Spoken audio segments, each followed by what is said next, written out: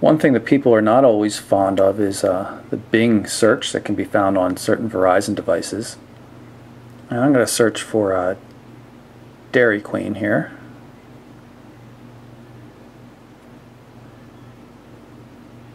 Hit enter. We'll see what kind of results Microsoft Bing gives us. You see a local search. That is the closest Dairy Queen in the area. You can tap here to go through to Bing Maps.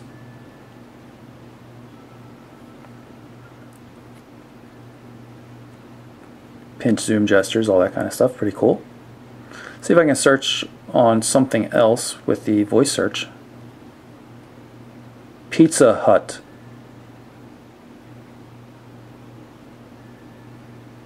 And here we go, local Pizza Huts.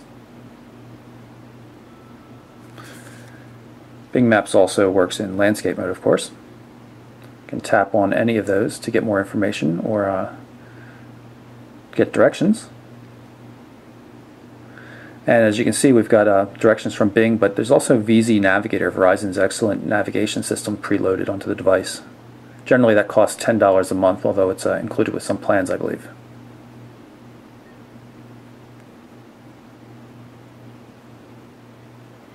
Here's another full screen widget for photos. You can see it gets the aspect ratio a little wrong. You'll notice that a little when you see me. Actually, my head's taller than that. Everything gets squashed down a bit, but it's still pretty cool to have that kind of access from the home screen.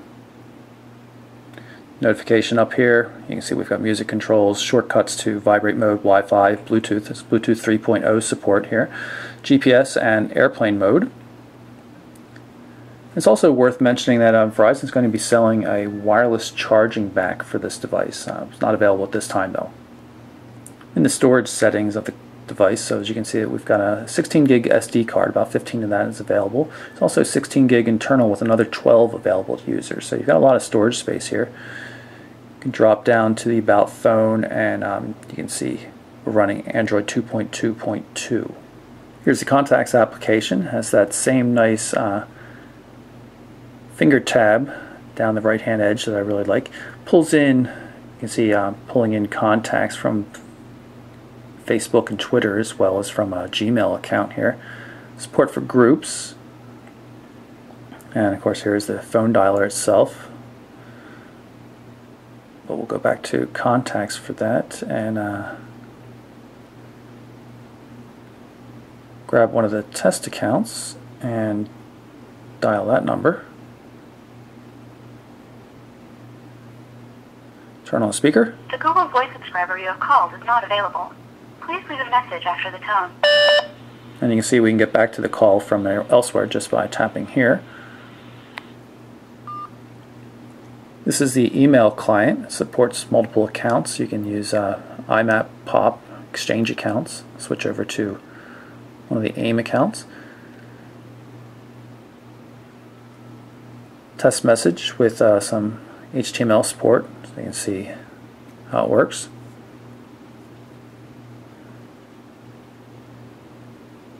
See more information down here. This one has some formatted text. Also work in landscape mode. Got a Gmail client as well.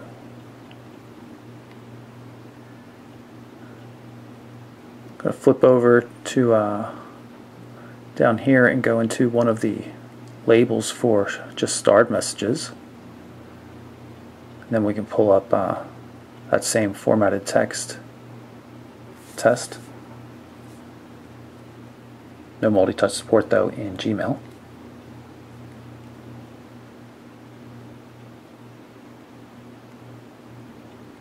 There's that same HTML email we saw before. Here you can see we've just received a new text message up in the notification area. I can swipe down, see the message, or tap through to get into the text messaging system. Nice threaded system with little bubbles, the contact photo for the person I'm swapping messages with. And I can send a quick reply.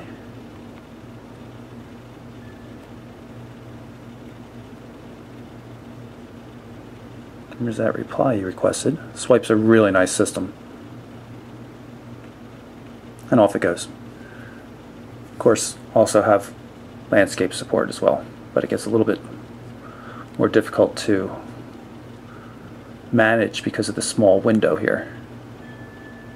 You do get access to the larger keyboard in landscape mode though, and you can also switch back to the default LG keyboard, which has its own prediction systems.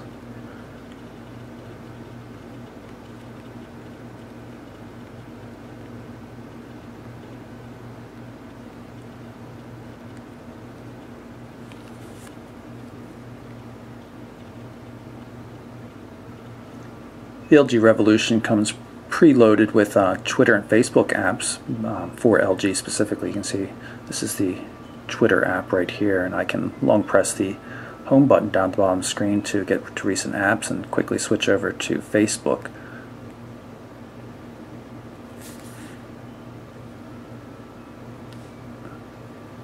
You can then configure LG's Friends Plus widget to show status updates from those people using, either through Facebook or Twitter. Here's the 5-megapixel camera. See the flash activated there. Take a photo. You have to press the new button though to take another photo, which kind of slows you down a little bit. Pretty decent interface otherwise though. You can see all the different options. I'm at 1 megapixel right there. I switch it to 5 megapixels. Check out the ISO setting and manually set it to 400 for example. Then I can take another photo, just long press on the shutter button. I can recompose if I like, let go, take the photo, and view some of them just by tapping here.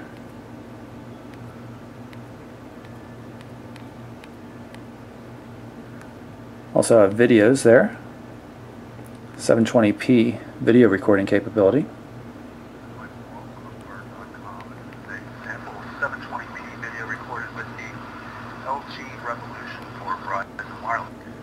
The device has other features like the 4G mobile hotspot and stuff like that. It's a pretty solid device overall. There's some UI quirks as you saw with the main menu, and sometimes it lags a bit unexplainably.